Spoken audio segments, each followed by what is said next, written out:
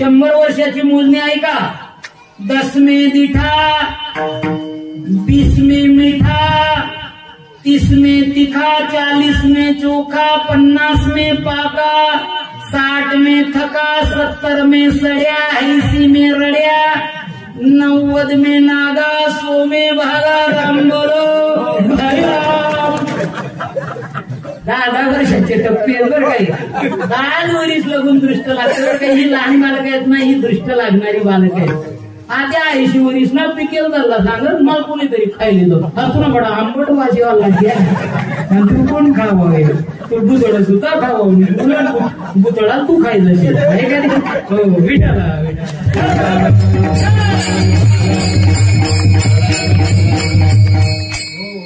झालं. मग कंसाच्या दरबारात तातडीचा मेसेज गेला. कंसाने पुन्हा एकत्र सभा बोलवली आणि मग तिथे एक मावळ भट नावाचा दैत्य आला. त्याने सांगितलं म्हणले ती महिला होती, तिला काही कळलं नाही कसं वागावं. याने काय केलं, असं एक काष्टी धोतर नेसलं, कपाळाला गंध, डोक्यावर शेंडी, हातामध्ये पंचांग, साधिकच पंचा खांद्यावर टाकला आणि मग म्हणायला लागला भविष्य पहा माझ्या दादांनो, भविष्य पहा माझ्या दादांनो. आणि मग नंदबाबाने तो आवाज ऐकल्याबरोबर बडजी महाराजांना बोलवलं. म्हणले बाबा मला उतार वयात मुलगा झालेला आहे, जरा ते पाहत काय आहे. बडजी महाराजांना पंचांगाला एक पाठ, खाली बसायला पाठ, पाठीला पाठ आणि ते असं काहीतरी वाकडं तिकडे केल्याबरोबर भगवान म्हणे मना रेंज माहीत नाही, वाकडं तिकडे का दोन करायना, सरळ राहायना मना मतदारसंघ तुका बरोबर प्रचार करा आधी. भगवंताने सांगितलं, काय सांगितलं भगवंताने, त्याने असं केलं म्हणले मुलगा मूळ नक्षत्रावर जन्माला आलेला आहे, तुमचं यादव कुलाचं सत्यानाश करेल. खरं बोलला बरोबर तो, पण खरं सांगूनच सत्य मायले रागेल. भगवान त्याची डिपॉझिट का जमा केली, खरं बोलला.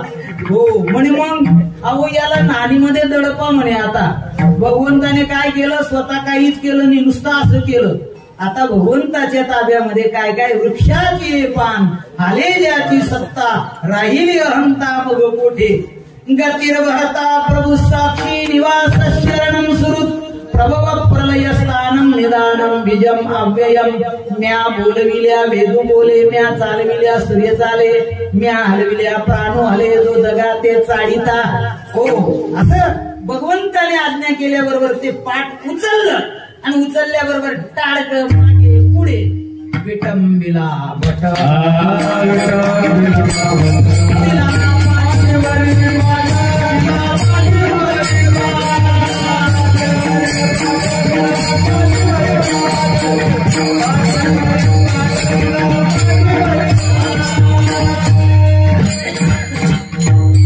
धर्मसंयुगाने विटंबना झाली, कपाळाला गंध होता म्हणून भगवंताने डिपॉझिट जमा केली. कंसाला सांगितलं कंसा त्याच्या नादाला लागू नको, पोरगा चांगला नाही म्हणतो.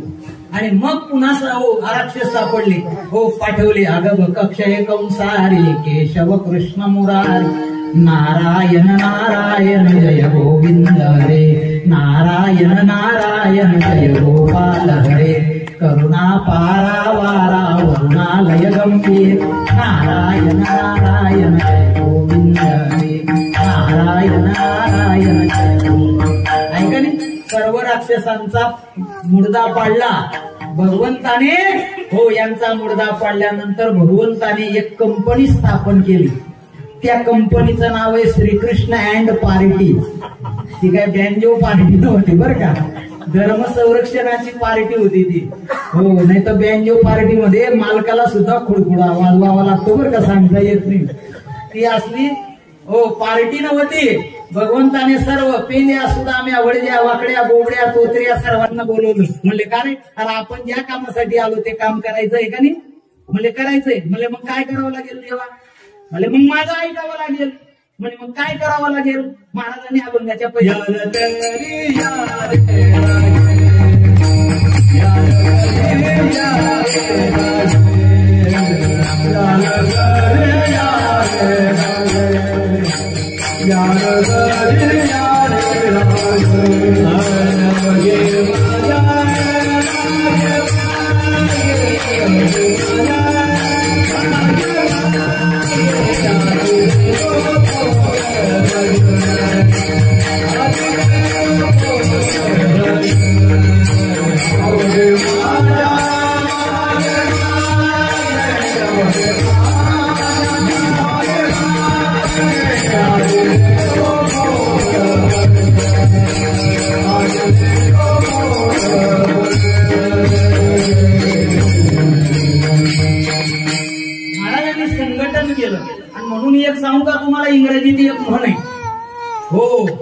तुम्हाला या देशात ज्यांची गरज होती ते बाजूला सारले गेले. त्यांचं नाव आहे नेताजी सुभाषचंद्र बोस. हे जर पहिले पंतप्रधान झाले असते तर या देशाची एवढी उद्विग्न अवस्था कधीच झाली नसती. त्यांनी एक वाक्य वापरलेलं आहे. हो, त्यांचं म्हणणं आहे, असंघटित रहेना पाप आहे. जो समाज संघटित होत नाही तो समाज लवकर नष्ट होतो. आज हिंदू समाजाची दुर्दैवी अवस्था तीच आहे. जातीपातींमध्ये विभागला गेलेला आहे. म्हणून मायबापो, united we stand and divided we fall. हो, एकत्र येण्याची गरज आहे. असे हो, योगायोगाने हो सर्वांना एकत्र केलं आणि मग काही साधनं त्यांनी एकत्र केली.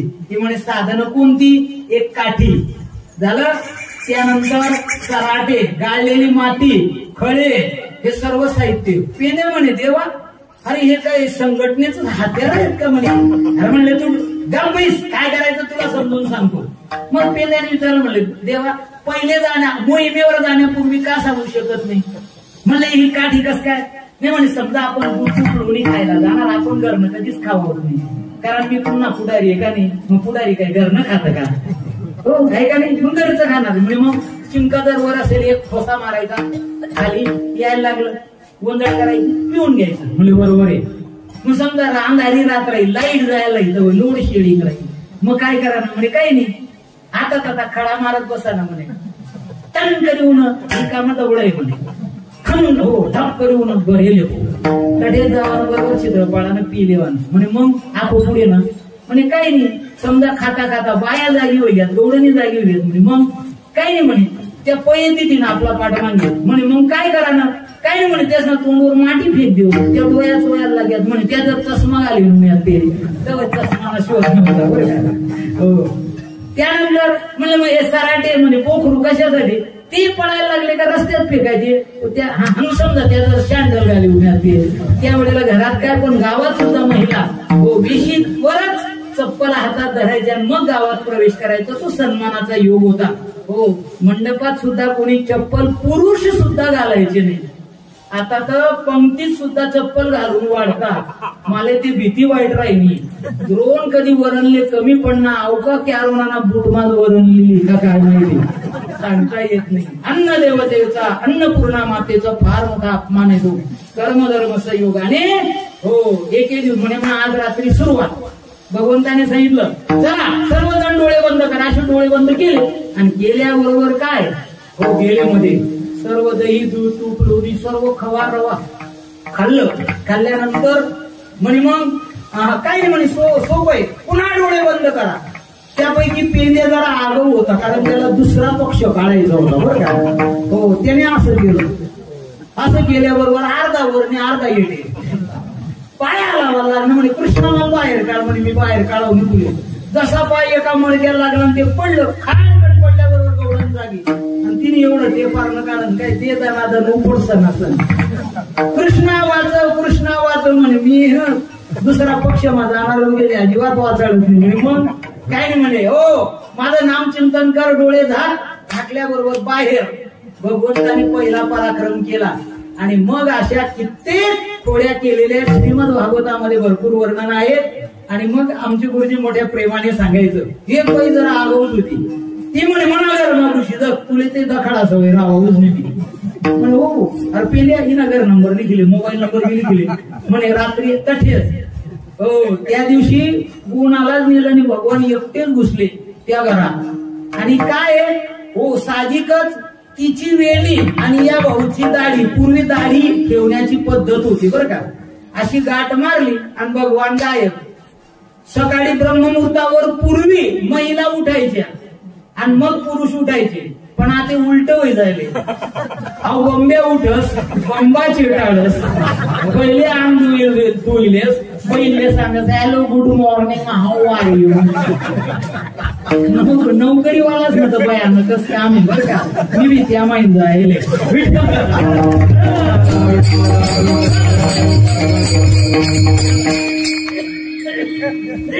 कर्मधर्म संयोगाने मग कापून पाहिलं उपयोग नाही, जाळून पाहिलं उपयोग नाही. पण माणूस सात्विक होता. त्याने विचारलं पत्नीला म्हणे का तू त्या कृष्णाला काय बोलली होती का? म्हणे मग काय बोल दम देऊन तू मंगल माझ्यात मी तुला बांधीत टाकू. बरोबर आहे त्या जीवनच काम आहे म्हणे, काय दुसऱ्यानं कामच नाही म्हणे. मग यावर इलाज काही नाही म्हणे, शरणंगतीशिवाय पत्करला दुसरा इलाजच नाही. मग दरवाजा उघडत नव्हते, लाजच वाटे ना त्याचे. आणि मग दरवर्षी शेजारी पाहिला आज मोठा भोकावर उठी नाही राहणार, याची का जास्ती दिली का काय माहिती झालं. दरवाजा जसा तोडला तसं या चोरणी माय कोपरा हो आले. आणि मग ती स्थिती पाहिली आणि पाहिल्याबरोबर भगवंताला निरोप केला. म्हणले तुमच्या माफी मागणीला येणार आहेत. भगवंताने सर्वांना सांगितलं म्हणले जरा दवंडी द्या. ऐका हो ऐका, छत्रपती शिवाजी महाराज चौकातून महाराणा प्रताप सिंह मार्गाने हे भलं मोठं सण येणार आहे. किती गर्दी भयंकर गर्दी हो, पण हात लाज झाली. भगवंत जवळ आले हसले. म्हणे आगो मानसी का? म्हणे नाही भाऊ तुला नांदेच पडावली म्हणे, फोडच मोडी दिली एकच पाय. मग ते सुधरी जाऊ ना. आगो एक दुसरी बहीण मनमनगार माझी इज्जत म्हणे. आणि ती पाहुणी निघेल होती कडे आपण पण काहीच कारण नाही हो. ती पाहुणी नुनी भगवंत तिथे घुसले आणि घुसल्याबरोबर काय केलं भगवंताने अशी ऍक्शन केली. महिला हे भले भले विषय टप्पोऱ्या कशाला दोन दोन निंबू ठेवले. आणि पाहिलं सकाळी हो आंघोळ झाली मुलीची आणि विचारायला गेली म्हणे माय आंघोळ कर. आणि ते मिशा जगात म्हणे माव तुला मिशा हो म्हणे कस काय म्हणे हो. आणि ते आरसा दाखवला म्हणे हो म्हणे माय म्हणे मग तूच पाय ते असं दाखवलं. पण मुलगी सात्विक होती. म्हणे तू कृष्णाला काही बोलली होती का? हा म्हणे बोलली होती. म्हणे माय त्या भाऊनच काम आहे म्हणे. मग काय नाही भगवंताला मी इथे आणण्याचा प्रयत्न करते. भगवान म्हणे नाही नाही मी तडे जाऊच नाही, मी फक्त भक्तसनीकडे बिन बोलावना जा आणि आभक्तसले मनकडेच बोलावंच म्हणे. हो ते संपूर्ण सोंग निघालं. सोंग निघाल्यानंतर भगवंताने तोंडावरून हात फिरवल्याबरोबर ती मिशी गायब. हा आणि ती धरली जो प्रेमकाईनी अशी लावणीच पै गे बरं का. आणि सांगे माव साडी लय का बाई मागला गाडीवर वाटायची तू पुण्यात लागला नाही बरं असं मी मदत केलं. ते जबरदस्त किती लिहिला तो का श्रीमंत भागवतामध्ये ते आपले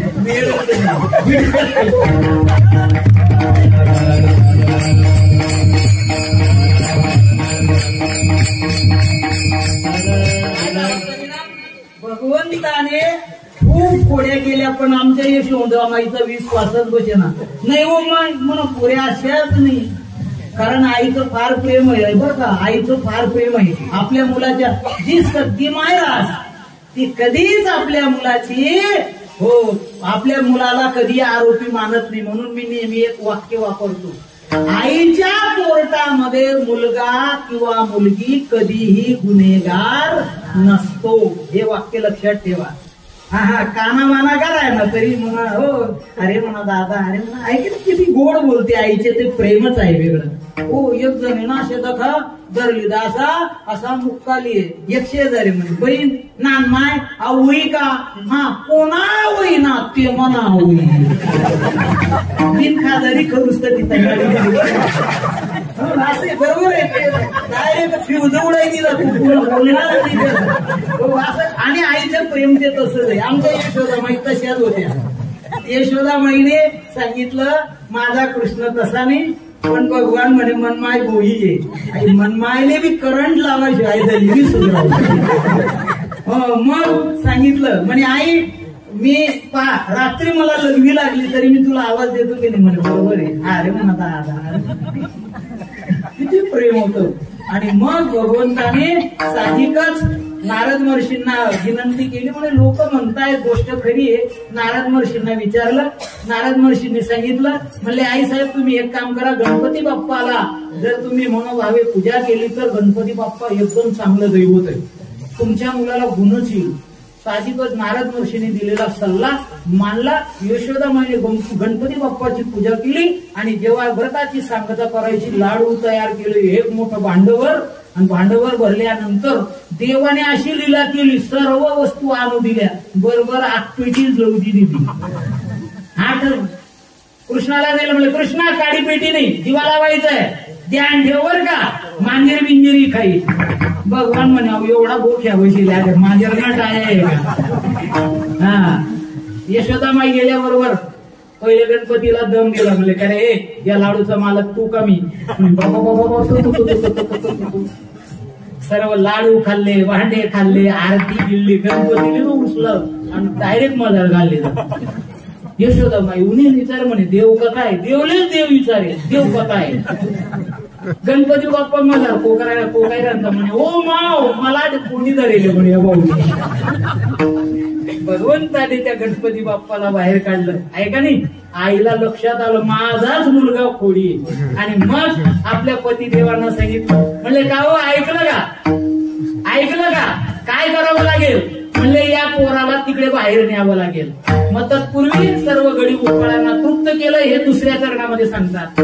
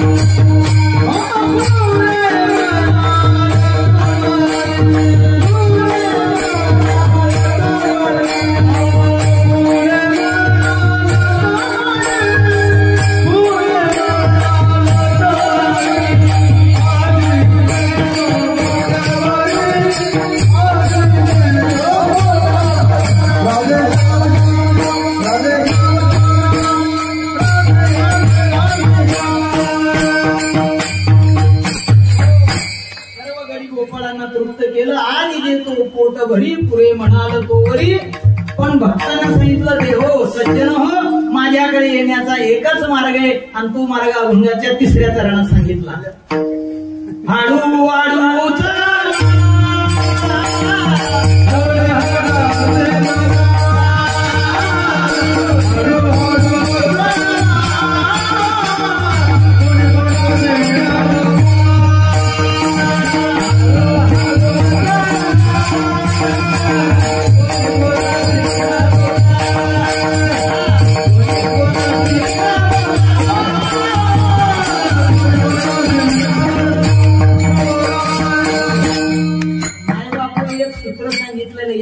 भगवत प्राप्ती व्हावी, भगवंताचं सानिध्य तुम्हाला मिळावं का, त्यावेळेला त्यांनी एक सूत्र सांगितलेले.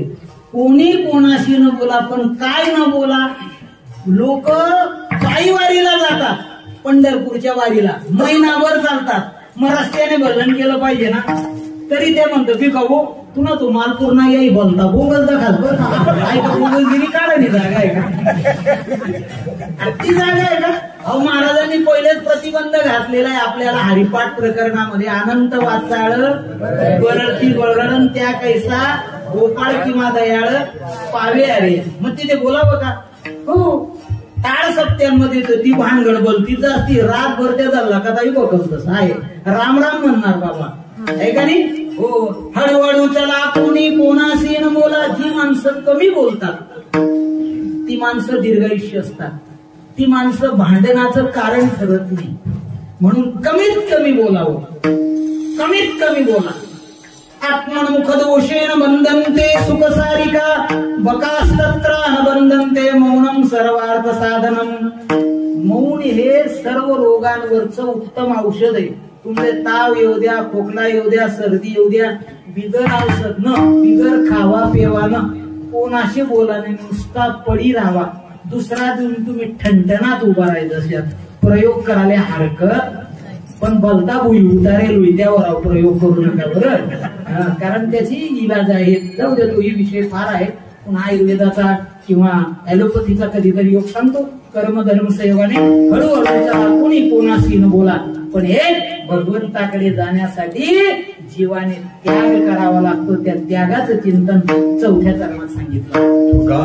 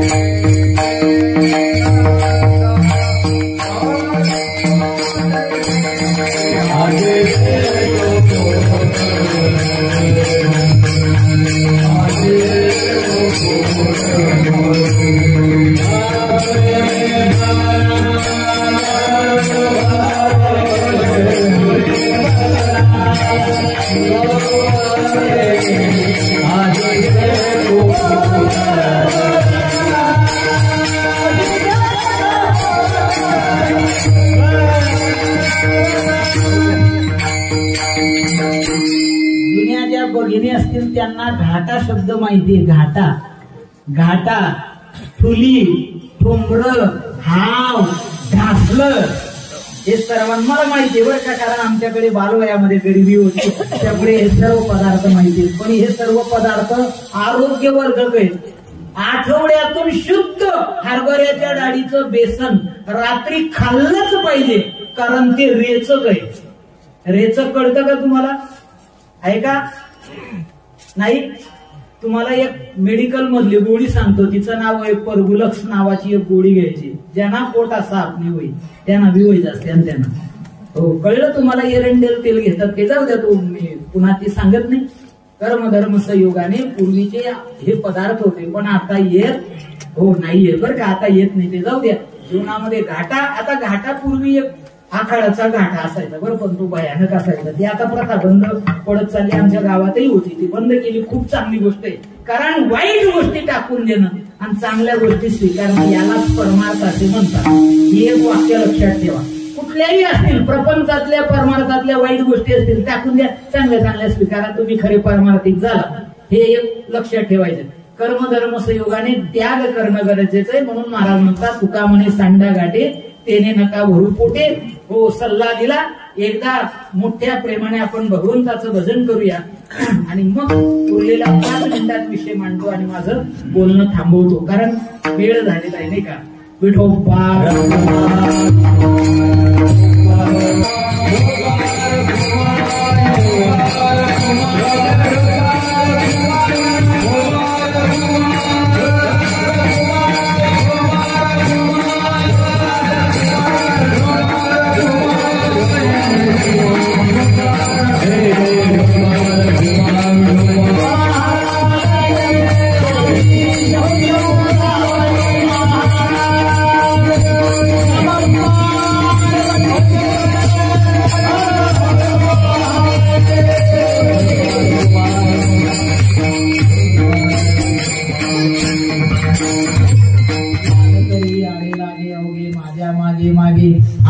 तो पोट भरी पुरे म्हणाल तो वरी. हळूहळू चला कोणी कोणासी न बोला, आजी देतो पोट भरी पुरे म्हणाल तो वरी. तुका म्हणे सांडा घाटे तेने नका भरू पोटे, आजी देतो पोट भरी पुरे म्हणाल तो वरी.